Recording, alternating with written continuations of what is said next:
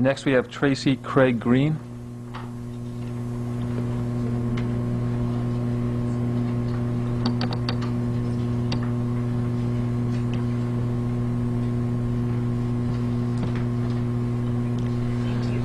Good afternoon.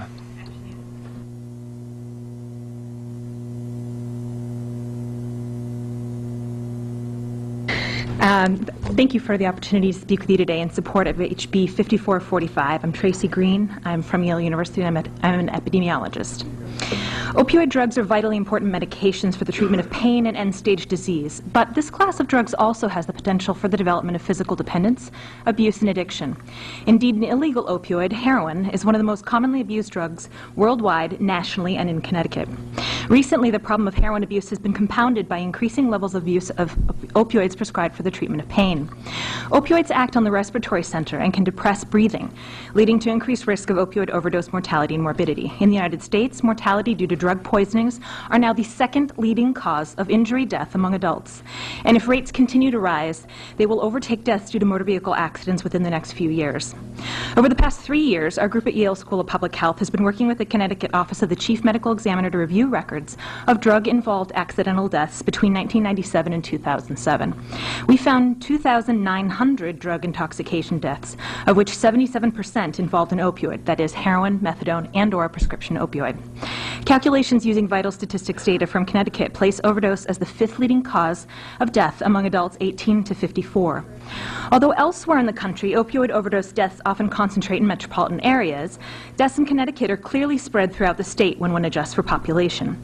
The absolute number of overdoses is highest in our most populous cities, Hartford, Waterbury, New Haven, and Bridgeport. This you can see in the handout of map 1 that I've distributed this afternoon. But when we take population into account, we see that other cities and towns around the state, from Putnam to Clinton to Middletown to Bristol, likely even your district, are being affected by high rates of opioid overdose deaths. That you can very clearly see in map 2 that I've distributed.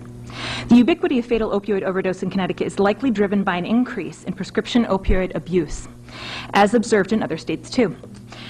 In Connecticut, heroin is still the most commonly involved drug in accidental overdoses, although heroin-involved fatalities have been gradually decreasing in the past 11 years, while involvement of prescription opioids and methadone has dramatically increased. That you can see in Figure 1, distributed in your packet too. Perhaps surprisingly, up to 85% of opioid overdoses occur in the presence of others. Since overdose episodes generally unfold over several hours, overdoses can often be reversed through professional or lay intervention. Standard medical response to an opioid overdose is rescue breathing and administration of the short-acting opioid antagonist naloxone. Recognizing the increasing opioid overdose mortality, many health promotion advocates have been encouraged to develop interventions to reduce overdose incidence. One approach being adopted across the nation is to train those at risk in overdose prevention and response and to provide them with a prescription of naloxone.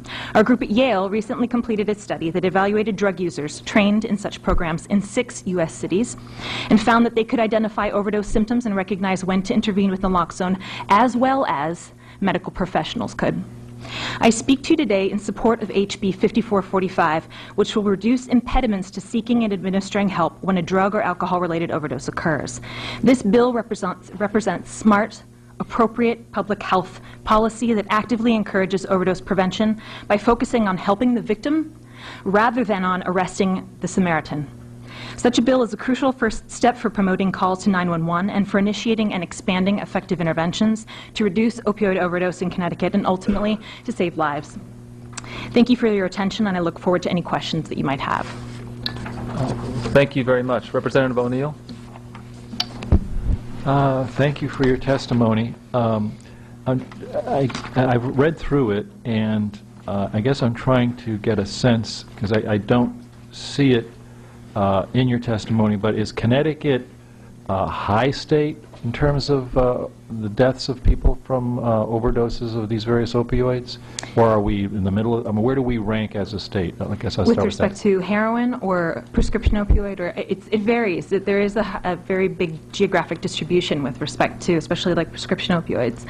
While we've seen an increase, West Virginia, for example, 93% of their unintentional accidental overdoses in 2007 were due to prescription opioids. That's not the case in this state, but the burden is quite high. Okay, well, maybe you can walk me through it then. If let's say in case of heroin, because that's, you could start out with, let's say, and I don't know if OxyContin is something that you can overdose on to the point of death. You certainly can. Okay. So somebody can overdose on OxyContin, but they also presumably, or it's possibly at least, had a prescription for it. So it could be an accidental overdose, or it could be some sort of attempted suicide or something like that, but at least it starts out as a legal drug. So if I found someone, or someone came home, found someone unconscious with a bottle of OxyContin nearby, I'd feel less concern about calling 911 than, I suppose, if you found someone with a heroin needle sitting nearby in the same kind of circumstance. So, my guess is that there'll be different reactions based on the drug in question, a pill versus an injectable drug that started out as illegal to start with. So, with respect to heroin, where do we rank? You know, it's about on par with many of the states that we're surrounded by. New York has very high rates as well, and certainly more populous. But these rates are definitely of worry to the CDC. I'm on a bi-monthly call with the CDC and SAMHSA where we look at the data, and they're very interested in what we're finding in an attempt to try and work to reduce the deaths. We're also trying to do surveillance in the country to look at where the deaths are originating, to see if we can maybe get some more work with particular communities around prevention efforts. This is a problem that we're just starting as public health professionals to address, and I think this is one of the reasons why this policy is a really very good one. This bill is a very good initial step to encourage people to call 911. We have superb EMS services in this state, and they should be encouraged to be used instead of discouraged. The worry, of course, is that police will arrive, and that people are fearful of something happening to them should the police arrive when a 911 call is placed. In terms of the drug that might be the cause of the overdose, these are very complicated situations where alcohol or another central nervous system depressant, a benzodiazepine, for example, might be also in the person's system. Patients oftentimes don't think to read the labels on all the warning labels on their medications. So if this is the case, they might miss the part about maybe not drinking so much at a party if they're also on pain medication. It does happen. I've looked at 1,700 of these overdoses personally, and it definitely is increasingly the case that the true accident is what's happening. Okay, so because I guess what we're talking about is doing a piece of legislation to address a problem in Connecticut, but and I guess regardless of whatever is going on in the rest of the country, if we have an increasing problem, and I guess that I'm not sure, I get the impression that maybe there's an increase, you're detecting an increase in the rate of overdoses, or do we not have enough information to know whether that's happening? It's really the constellation of overdoses. Heroin is consistently involved in many of those overdoses, but what we're seeing is an increased involvement of prescription opioids, including methadone, in the deaths that are occurring. And regardless, I mean, the beautiful thing about calling 911 is that no matter what happens, someone will come and try and help you, no matter what drug is on board in your system. And in this case, that's what this bill is putting forth, to encourage that. Okay.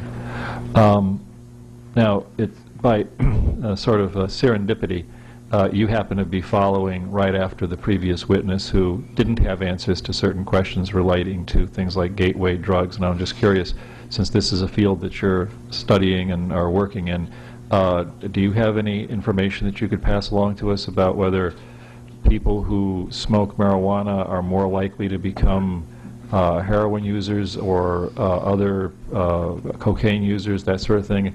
The suggestion was made that people don't normally go straight from consuming nothing to consuming heroin or cocaine. So is in fact marijuana a gateway drug?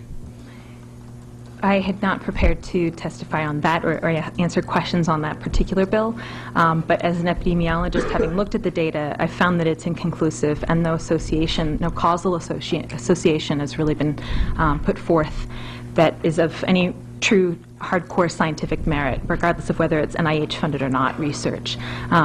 So it's a very difficult thing to measure, and I think longitudinal studies are underway looking at these patterns of abuse, but there's nothing conclusive indicating that that's the case with marijuana. Okay. Alrighty. And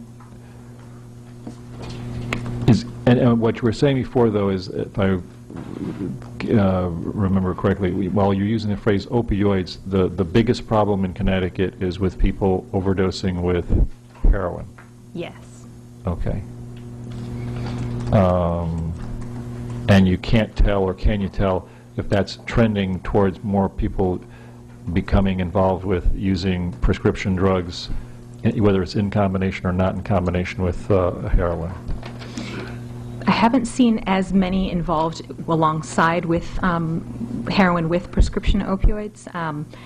They tend to be, and the demographics are very different in terms of heroin-involved overdoses and prescription opioid-involved overdoses. Suggesting that I think there's a lot more work for people like me in public health to really try and inform you all, as well as other people at the Department of Public Health, to initiate prevention programs that are more targeted rather than just sort of blanket. The one wonderful thing I think about HB 5445 is that it is a blanket helpful solution for any opioid-involved problem. So in terms of encouraging EMS to be called and to respond, the medication that typically EMS carry on them, naloxone, will reverse an opioid overdose from seconds to minutes, a true Lazarus effect, if you will. So these are the types of medications that we want to encourage to be administered to people when there is an accidental overdose. So this is the strongest, I think, reason why 5445 is a really important piece of legislation to put forth and to be supportive of. Okay. Thank you, Mr. Chairman. Thank you. Are there any other questions? Representative Green. Thank you, Mr. Chair. This information is new to me in terms of, I like the idea of the Good Samaritan rule here, but this drug that can prevent the overdose, naloxone, have you done any work in terms of patterns of where some of these overdoses may occur? Because I'm trying to connect with, if we're going to train people to possibly be able to administer this drug, where should this drug be at? Is it something that people should just carry around if they're sort of in the atmosphere or in this sort of group behavior of using these type of drugs? You know, there are a number of different settings in which an overdose occurs. Certainly, the most fatal ones are those that occur when a person is alone when they use the drug. But because opioids are often a social, taken in a social situation, and other people tend to be around, certainly the training of other drug users is a very helpful first step, and in making sure that naloxone prescriptions are available and on other drug users' persons. Other models I've seen that parents have oftentimes been interested in being trained and in how to recognize signs of an opioid overdose. Then they want to be trained in how to administer naloxone. It's intramuscular as well as intranasal administration. It's pretty easy. And the wonderful thing is that it will not act on anything other than an opioid. So you could, well, other than me being pregnant, I think it probably would not be a great thing for my daughter, but given to anybody who doesn't have an opioid in their system, there's really nothing that will happen to you. So the encouragement has been to train as many people as possible, sometimes even prescription opioid patients, people who are being prescribed high doses of a pain medication that might be abusable. And they forget that they've had alcohol that night, and someone finds them not breathing and blue. Having naloxone at the same time that they get a prescription for their pain medication is one effective approach that they're trying out in North Carolina, for example. So other aspects, we could think about bringing this into the prison setting, where people are at incredibly increased risk of a fatal overdose upon leaving a correctional setting. detoxification units. People are at 7 times the risk of a fatal overdose after leaving a detoxification center.